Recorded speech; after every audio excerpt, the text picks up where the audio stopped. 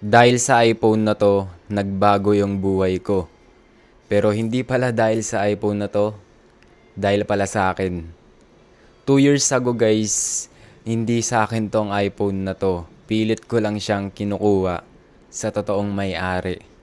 Sino yung may-ari? Mama ko. At nung time na yon, hindi 'to nagagamit ng mama ko. Nakatambak lang talaga siya. Hanggang sa dumating yung araw na nag-away kami ni mama. At dahil doon, kinukuha niya tong cellphone sa akin na hindi niya na ako pinapayagan dito na manghiram. Pero pilit kong kinukuha. Pag kukunin ko sa kanya, kukunin niya uli. Pero kinuha ko pa rin uli. Hanggang kinuha niya, hanggang kinuha ko pa rin uli. Dahil sa iPhone na to, nabili ko lahat. Ito, napagawa ko tong kwarto. Nabili ko yung iPhone 13. Itong pocket camera na to, na ang ganda ng quality. Nung time na yun guys, wala talaga ako kahit ano. Wala akong magandang camera. Yung equipment na kailangan ko, hilig ko yung mag-video-video. And skills ko yung pag-editing. So, dahil sa iPhone na to, nagawa ko siya. Kasi dito ang ganda mag-edit, hindi malag. Tapos malinaw yung camera. Yun yung dahilan kung bakit nabili ko to lahat. Kasi nakakagawa ko ng magandang content dahil dito sa iPhone na to. And dahil dun sa skills ko, kumikita ako. Meron ding time guys na hindi pa nangyayari tong iPhone na to ha.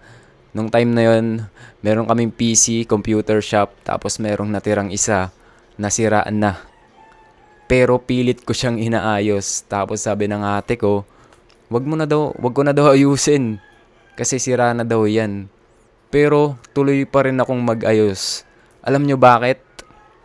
Kasi napag-aralan ko rin yung computer, ICT sa high school. Kaya alam ko sa sarili ko na maayos ko yun. Ang ending, naayos ka nga talaga. Pero ano nga ba yung pinupoint ko dito sa video na to?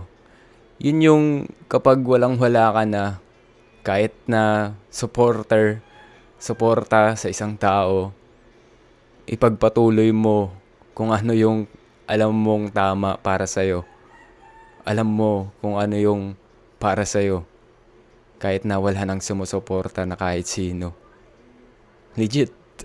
Kasi nung time na yon, lalo na nung naghaway kami ni mama, tapos pilit niya tong kinukuha, down na ako. Kasi wala akong computer nun na alam ko na kailangan ko sa skills ko. Wala rin ako magandang phone. Pero dahil sa phone na to, dahil sa pagguha ko nito, pilit kong pagguha kahit na pilit na kinukuha ng mama ko. Ito na nga, kung nagigets nyo yung lesson sa video na to, kaya kung ikaw meron kang gusto talaga, tapos walang wala nang sumusuporta sa'yo, tuloy mo lang. Kasi sa umpisa, ikaw at ikaw lang talaga. Kaya guys, kung kayo meron kayong kilala, mapa-anak nyo man yan, or kapatid, or sino man yan, na pilit na humihingi sa inyo ng isang suportahan nyo. Kahit na emotional support lang. Malaking tulong yan. Sobra. Lalo na kung yung isang taong yun, alam mong merong kakayahan, suportahan mo. Malay mo, yun na pala yung para sa kanya. Itong iPhone na to, binigay ko na to sa kapatid ko. Kahit na hindi sa akin.